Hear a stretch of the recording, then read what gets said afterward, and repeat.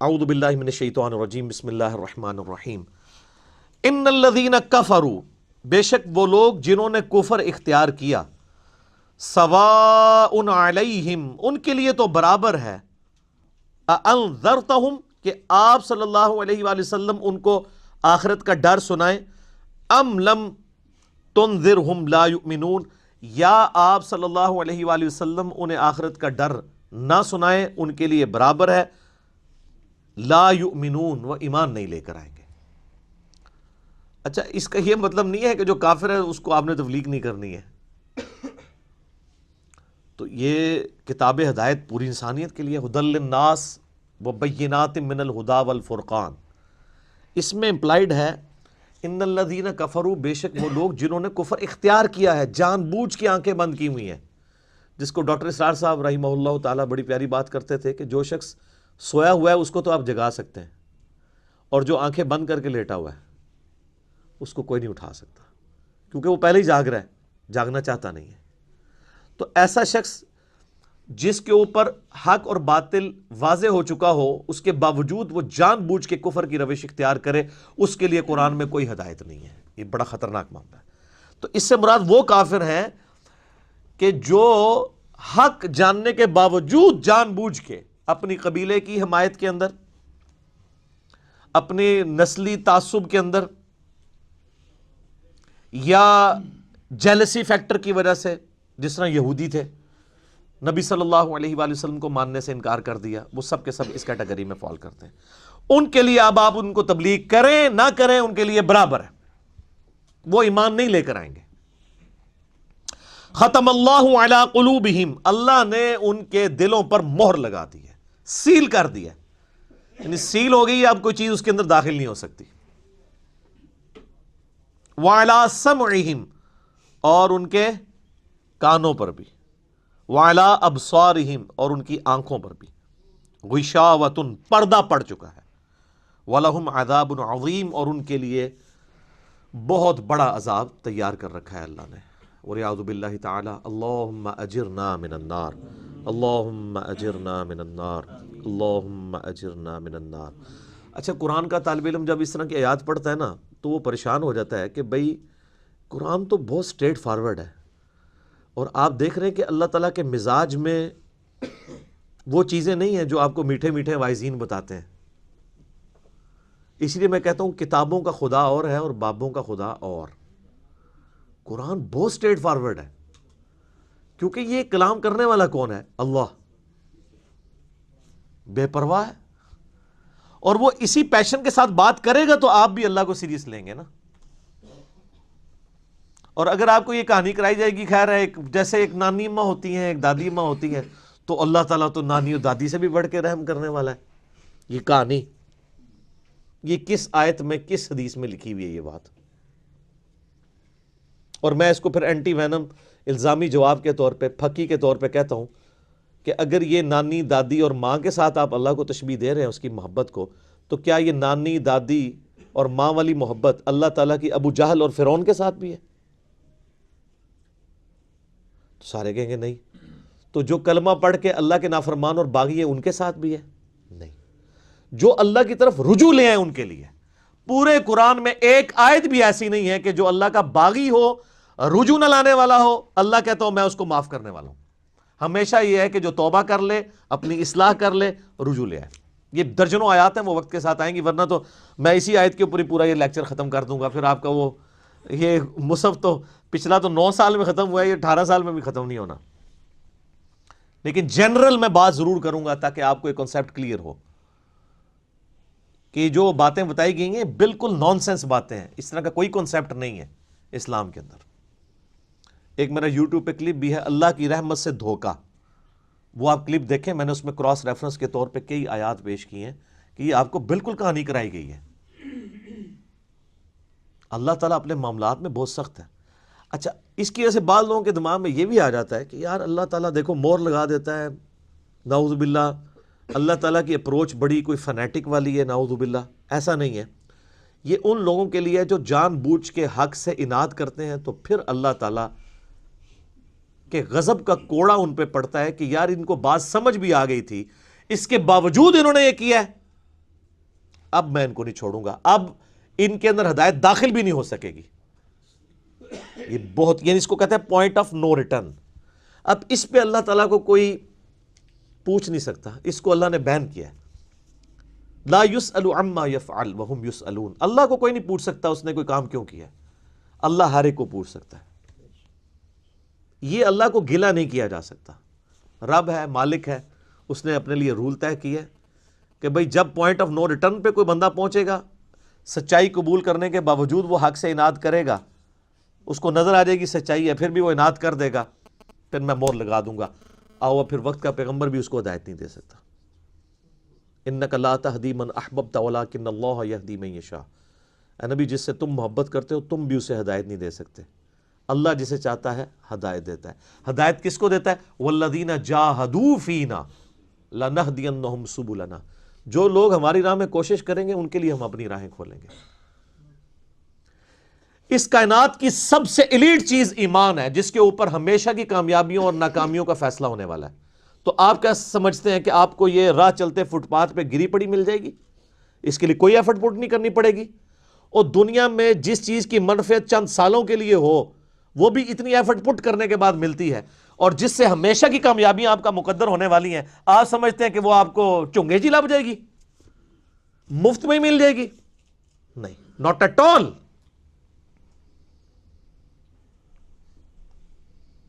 میری وائف نے جب پہلی دفعہ قرآن پڑھا نا شادی کے بعد، میں نے اس کو ایک قرآن کلاس ہوتی تھی رمضان شریف میں، تو میں نے کہا میں بچے وغیرہ میں دیکھوں گا، تم نہ صرف ایک دفعہ قرآن پڑھ لو تاکہ تمہیں پتہ چلے قرآن میں لکھا کیا ہوا ہے. قرآن آپ اکیلے بیٹھ کے تو ظاہر ہے اس طرح نہیں ہے، اب ایک ماحول ہوتا ہے، ایک ڈیکورم ہے، کلاس ہے، جس طرح یہاں لوگ بیٹھے ہیں. تو رمضان میں پورا قرآن اس نے مکمل کیا نا، تو میں نے اس سے پوچھا تم نے کیا یعنی اس سے حاصل کیا؟ اس نے کہا جی اللہ بہت سخت ہے، اور جس خدا کا تعارف ہمیں ہمارے ماں باپ اور یہ معاشرہ کرواتا ہے وہ خدا نہیں ہے جو قرآن میں ہے. اللہ تو اپنے معاملات میں بہت سخت ہے. یہ کتاب انذار ہے، تبشیر اور بشارت ان کے لیے جو بات مانتے ہیں، جو نہیں مانتے ہیں ان کے لیے عذاب کا کوڑا ہے یہ کتاب. کیونکہ اللہ ہے نا، یہ کائنات اس نے اس لیے بنائی ہے کہ آپ جانوروں کی طرح کھائیں پیئیں، اولاد پیدا کریں اور مر جائیں.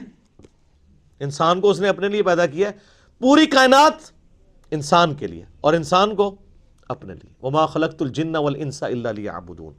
اچھا یہ جو بات ہے نا ختم اللہ علی قلوبہم وعلی سمعہم وعلی ابصارہم، مہر لگا دی ان کے دلوں پر، کانوں پر، آنکھوں پر، پردہ ڈال دیا، اب عذاب ہی ان کو آئے گا. یہ آپ نے اگر بات سمجھنی ہے نا تو آپ پارہ نمبر 7 کے آخری صفحے پہ آ جائیں. سورۃ الانعام میں آیت نمبر ہے 110، 7ویں پارے کی آخری آیت، آپ کے یہ بلو والے قرآن میں 142 نمبر پیج کی آخری آیت 110 نمبر. وَنُقَلِّبُ أَفْئِدَتَهُمْ وَأَبْصَارُهُمْ. ہم پھیر دیتے ہیں ان کے دلوں کو اور ان کی آنکھوں کو، عقل اور ان کی آنکھوں کو، کہ وہ حق بات قبول نہ کریں. حق سے اللہ فرماتا ہے کہ میں ان کو حق سے اندھا کر دیتا ہوں. کما لم یؤمنوا به اول مرہ، جس طرح کہ انہوں نے بھی تو پہلی دفعہ جب ان کے اوپر حق کھلا تھا انہوں نے ایمان لانے سے روگردانی کی تھی نا، اب یہ چاہیں گے بھی نہ تو میں ان کو اسلام کی طرف نہیں آنے دوں گا. وَنَذَرُهُمْ فِي طُغْيَانِهِمْ يَعْمَهُونَ، اور میں ان کو چھوڑ دوں گا اپنی سرکشی میں بھٹکتے پھریں. وَلَوْ أَنَّنَا نَزَّلْنَا إِلَيْهِمُ الْمَلَائِكَةَ، اور اب اگر فرشتے بھی ان کے سامنے نازل ہوں، وَكَلَّمَهُمُ الْمَوْتَى، اور مردے قبروں سے نکل کے ان کے ساتھ بات کرنا شروع کر دیں. وَحَشَرْنَا عَلَيْهِمْ كُلَّ شَيْءٍ قُبُولًا، اور ہر چیز جن کا ان سے وعدہ کیا تھا ان کی آنکھوں کے سامنے آ جائے، قیامت بھی، عذاب بھی، سب کچھ بھی. مَا كَانُوا لِيُؤْمِنُوا، پھر بھی یہ ایمان نہیں لے کے آئیں گے. یہ ہے سر کتابوں کا خدا. یہ نانی اماں، دادی اماں اور ماما نہیں ہے، یہ اللہ ہے. کتنی سختی ہے کہ فرشتے بھی. اب مجھے بتائیں کسی سے مردہ نکل کے قبر سے کہے کہ میری تو پھینٹی لگ گئی ہے، آپ کو تو پوری زندگی نیند نہیں آنی ہے، لیکن اللہ فرما رہا ہے پھر بھی یہ ایمان نہیں لے کے آئیں گے. کر لو جو کر. یہ اللہ کہہ رہا ہے. آمین. الا ان یشاء اللہ، ہاں اگر اللہ ہی چاہے زبردستی کسی کو اس طریقے سے ہدایت دے دے وہ الگ بات ہے. ولیکن اکثرہم یجہلون، لیکن اکثر لوگ جہالت کا شکار ہیں، وہ اپنی وشفل تھنکنگز کے اندر، امانیہم جنہیں کہا گیا ہے، وہ ان میں پھر رہے ہیں، پھرتے رہے۔ اللہ تعالیٰ اپنے معاملات میں بہت سخت ہے میرے بھائیوں، اللہ کو سیریس لینے کی ضرورت ہے۔ ظاہر ہے اس کائنات کی ایک ہی حقیقت ہے، وہ اللہ ہے، اگر اس کو کوئی سیریس نہیں لیتا تو اللہ تعالیٰ کے لیے کیا ہے؟ وہ تو اپنے نبی سے 3 دفعہ قرآن میں کہلوا رہا ہے، قل انی اخاف ان عصیت ربی عذاب یوم عظیم، اے نبی تم فرما دو کہ بالفرض اگر میں بھی اپنے رب کی نافرمانی کروں تو مجھے خود اس بات کا ڈر لگا ہے کہ بڑے دن کا عذاب مجھے بھی آ پکڑے گا۔ جی سورۃ الانعام، سورہ یونس، سورہ الزمر، 3 سورتوں میں یہ ایک آیت 3 دفعہ آئی ہے۔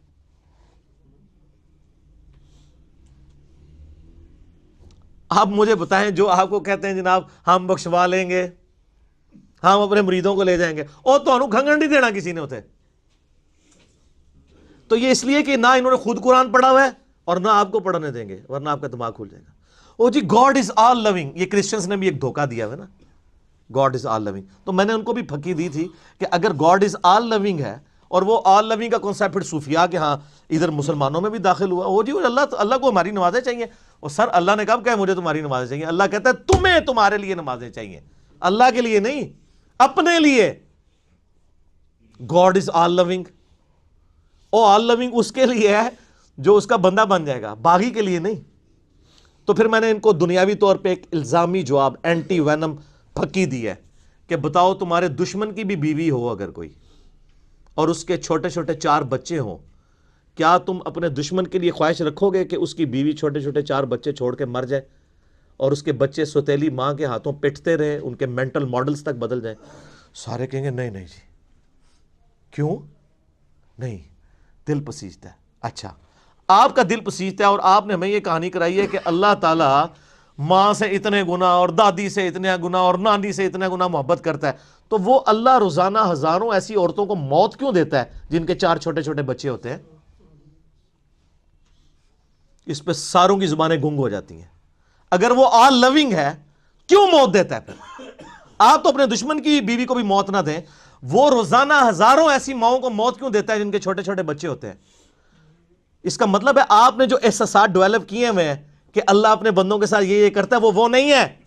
اللہ اپنے احساسات کا اسیر نہیں ہے، اللہ کے وہ جذبات نہیں ہیں جو آپ کے ہوتے ہیں، وہ بے پرواہ ہے۔ ہاں جو اس کا ہو جائے نا اس کے لیے معاملہ الگ ہے۔ وہ صحیح بخاری میں حدیث ہے کہ جس نے میرے ولی کے ساتھ دشمنی کی میرا اعلان جنگ ہے اس کے خلاف، اور انسان میرا قرب نہیں حاصل کرتا مگر فرائض کے ذریعے اور نوافل پہ استقامت کے ذریعے اس لیول پہ پہنچ جاتا ہے کہ میں اس کے ہاتھ بن جاتا ہوں جس سے وہ پکڑتا ہے، میں اس کے کان بن جاتا ہوں جس سے وہ سنتا ہے، میں اس کی آنکھیں بن جاتا ہوں جس سے وہ دیکھتا ہے، میں اس کے پاؤں بن جاتا ہوں جس سے وہ چلتا ہے۔ اچھا ادھر ہی حدیث روک دیتے ہیں صوفیاء اور وہ کہتے ہیں جی وہ خود ہی خدا بن گیا، ایتھوں ہاتھ پائے گا انج ہو جائے گا۔ وہ آگے پڑھو کیا لکھا ہوا ہے، وہ جب اپنے دشمن کے اگینسٹ مجھ سے پناہ طلب کرتا ہے میں اسے پناہ عطا کرتا ہوں۔ اگر وہ اللہ ہی سے پناہ طلب کر رہا ہے تو وہ پھر ہاتھ مارنے جو گا تو نا یہ ہاتھ بن جاتا ہوں، پاؤں بن جاتا ہوں، کان بن جاتا ہوں، اس سے مراد یہ کہ اس کا اوڑھنا بچھونا پھر میں ہی بن جاتا ہوں۔ قل ان صلاتی و نسکی و محیایا و مماتی للہ رب العالمین، اے نبی تم فرما دو بے شک میری نماز، میری قربانی، میرا جینا، میرا مرنا سب اللہ کے لیے۔ اوڑھنا بچھونا اللہ بن جاتا ہے۔ اس حدیث کے آگے الفاظ ہیں، اللہ تعالیٰ فرماتا ہے مجھے کبھی کسی معاملے میں ہچکچاہٹ نہیں ہوتی سوائے ایک معاملے کے کہ جب مجھے اپنے کسی مومن بندے کو موت دینی پڑتی ہے۔ اللہ کہتا ہے میں بھی اس پہ ریلیکٹڈ ہوتا ہوں، کیوں؟ میرا بندہ موت کو ناپسند کرتا ہے۔ ظاہر ہے موت تو کسی کو بھی پسند نہیں ہے، انسان زندہ رہنا چاہتا ہے، اور یہ اللہ نے انسان کی کوالٹی رکھی ہے کہ اسے زندہ رہنے کی خواہش ہے۔ اسی لیے اولیاء اللہ بھی جب خطاب کر رہے ہو نا وہاں پہ سپیکر پھٹ جائے تو وہ بھی یوں کر جاتے ہیں، لا خوف علیہم ولا ہم یحزنون۔ کیوں کرتے ہیں؟ یہ نیچرل اللہ نے رکھا ہوا ہے۔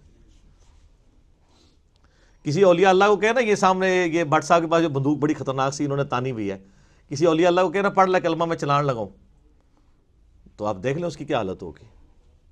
یہ اللہ نے نیچرل رکھا ہوا ہے۔ موت تو اللہ فرماتا ہے کہ میں بھی ریلیکٹڈ ہوتا ہوں وہ اپنی موت کو ناپسند کر رہا ہوتا ہے اور میں اسے موت دے کے اپنے پاس لانا چاہتا ہوں، پھر کیا ہوتا ہے؟ پھر تو وہ قرآن پاک میں سورہ حمیم سجدہ میں آیا نا کہ ایسے لوگوں میں پھر فرشتے نازل ہوتے ہیں، ان کو بشارت دیتے ہیں موت کے وقت. اور پھر سن ابی داؤد میں، سن نسائی میں بڑی ڈیٹیلڈ احادیث ہیں کہ جب ایمان والے کی موت کا وقت قریب آتا ہے تو باقاعدہ اس کو آمادہ کیا جاتا ہے کہ وہ خود کہے کہ میں مرنا ہے. وہ جب سب کچھ دیکھتا ہے وہ کہتا ہے ٹھیک ہے جی جان دو، پہلے نہیں کہتا جان دو. بڑا مشکل کام ہے. پہلے کہنا کہ جان دو تو حضرت موسیٰ علیہ السلام تھپڑ کیوں مارتے ہیں اسرائیل کو؟ میرا وہ بھی کلپ چڑھا ہے نا، بخاری مسلم میں حدیث ہے جو. تو یہ بہت سینسٹیو ایشو ہے. اللہ تعالیٰ کے بارے میں آپ اپنے دماغ کھول لیں، یا وہ کتاب کھول رہے ہیں جو بابوں کی لکھی ہوئی نہیں ہے کتاب، یہ اللہ کی نازل کردہ کتاب ہے. اس کو اسی طریقے سے سمجھنا ہے. شروع میں ہی آپ کا کانٹا نکل جائے گا تو آپ کو آگے قرآن سمجھنا آسان ہوگا. اللہ کے مزاج کو سمجھنا ہے آپ نے، اور یہ دماغ میں بات طے کر لینی ہے کہ بابوں کا خدا اور ہے اور کتابوں کا خدا اور. یہ آپ جو پڑھ رہے ہیں نا، یہ وہ خدا ہے جس کا تعارف محمد رسول اللہ صلی اللہ علیہ وآلہ وسلم نے آپ کو کروایا. یہ وہ خدا ہے جس کا تعارف پیغمبروں نے کروایا ہے، اور پیغمبروں نے ان کتابوں کے ذریعے کروایا جو اللہ نے ان پہ نازل کی تھی. یہ مولانا روم کے مثنوی شریف والا خدا نہیں ہے، یہ قرآن شریف والا خدا ہے. ٹھیک ہے. وہ کہتے ہیں وہ مثنوی مولانا روم جو ہے وہ فارسی کا قرآن ہے. استغفر اللہ تو بولی ایڈیاں کہانیاں، ایڈے جھوٹ، اتنی انبیاء کی گستاخانہ واقعات اس کے اندر ہیں، اور اس کو کہتے ہیں فارسی کا قرآن ہے. سر فارسی کا قرآن وہی ہوگا جو قرآن کا ترجمہ فارسی میں شاہ ولی اللہ دہلوی نے کیا ہوا ہے. ٹھیک ہے. باقی وہ کہانیاں لکھتا رہے، وہ قرآن نہیں بنتا. تو یہ ساری میں نے گفتگو شروع میں ہی کانٹا نکال دیا.